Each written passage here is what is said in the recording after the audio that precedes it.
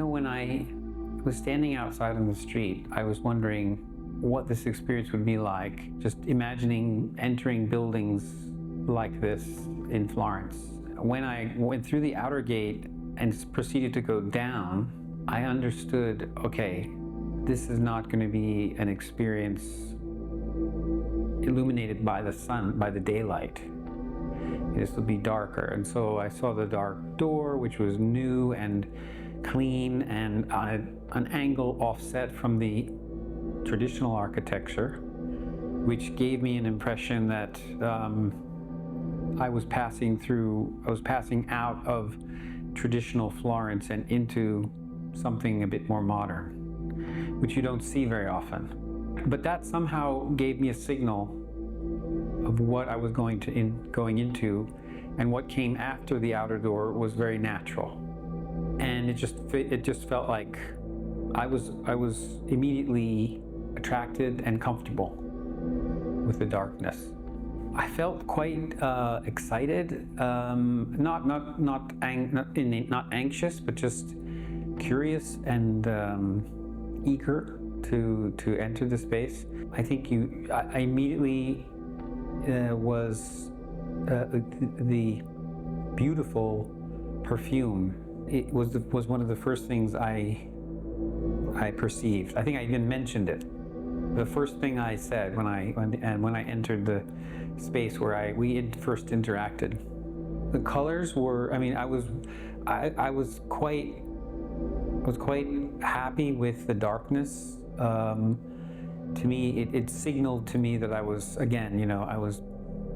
going deeper into some sort of contemplative space, some sort of meditative space, and quite eager to proceed on the journey. First, I was very impressed by the delicacy of what's been achieved in bronze. I was very much attracted, very captivated by that, and interested in trying to perceive it, trying to fully grasp it, especially the lovers, the ballet, the spirit. I was also quite, what caught the Trojan very much caught my attention, because it made me feel like it was a synthesis of a very active human figure, but also sort of a crustacean, like big claws, the armor, the elements of armor made me feel like an insect or a crustacean.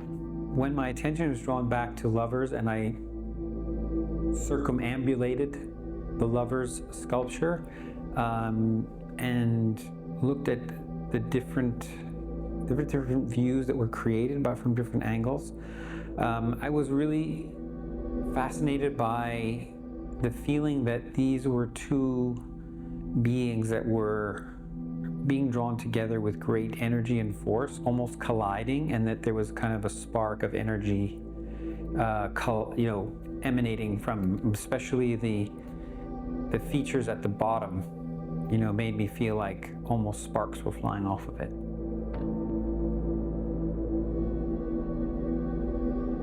Saber and the light design working together really impressed me a lot.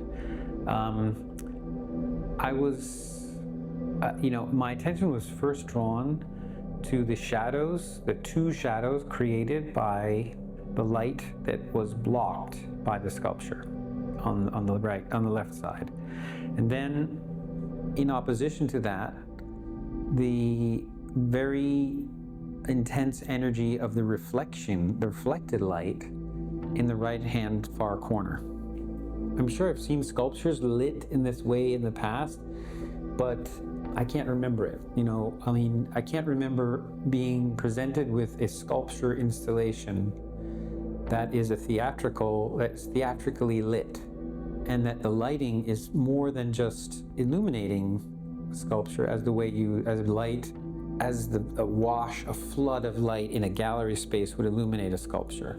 It was a very precise and designed element of the experience. You know, when I first looked at the sculpture, I couldn't see that much because I just saw curved lines of light. I couldn't interpret what it was. I just saw 3 layers of very thin seams of light. I wanted to move around.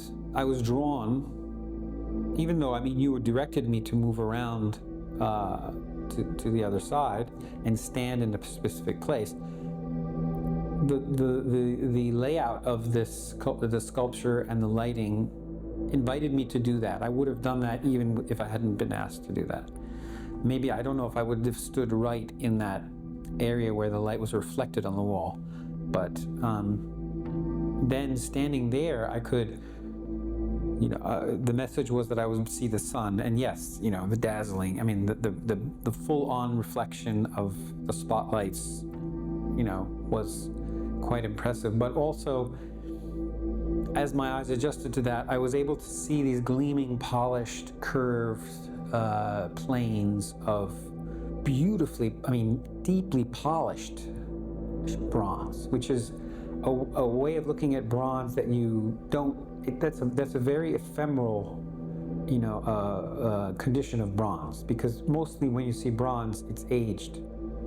It's dark, and it's, it has patina, and, it has become deep brown, But there it was polished yellow, and it begins to look like gold, But it doesn't, that doesn't usually last. You don't usually see bronze like that.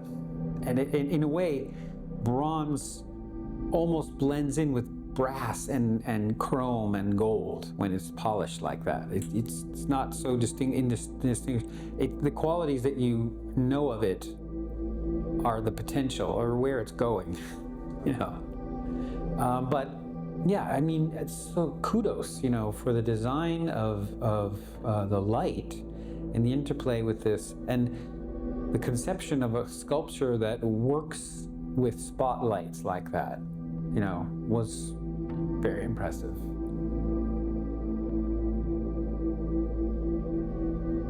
Color, the water, the drips, dripping water, connection. Yeah, the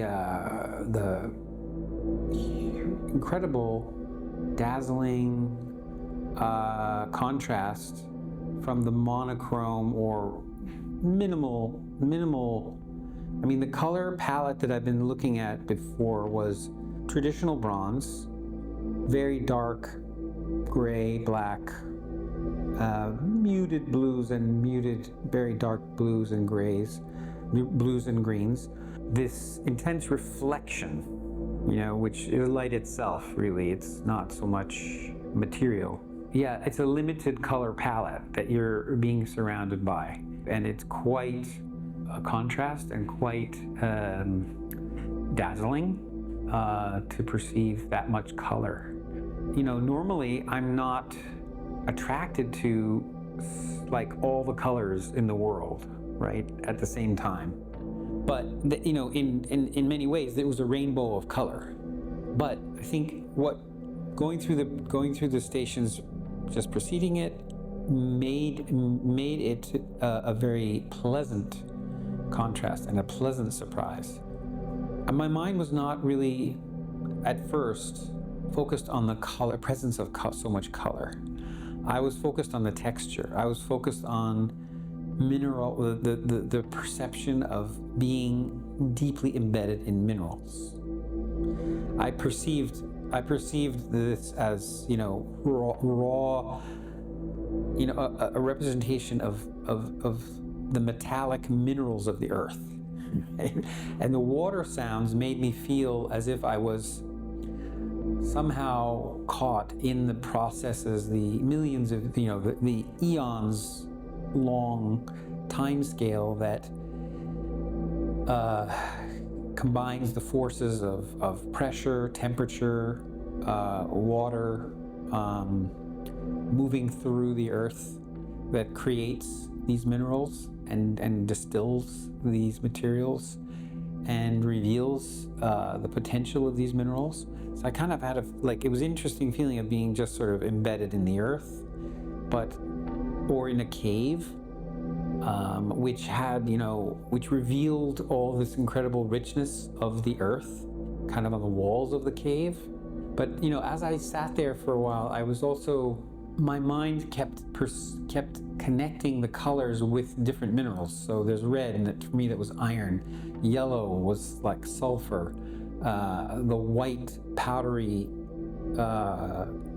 patch was silica, quartz, and so on. And I kind of I could almost associate a particular mineral with many of the colors. The green of copper, and the sort of bluish green of bauxite, which I'm not an expert in minerals by any stretch of the imagination, but I was contemplating that, and just feeling really deeply embedded in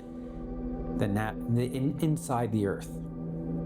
It's really kind of overwhelming, because to understand that these are natural colors that exist, it made me feel sort of a profound connection with the mystery of nature, mystery of creation.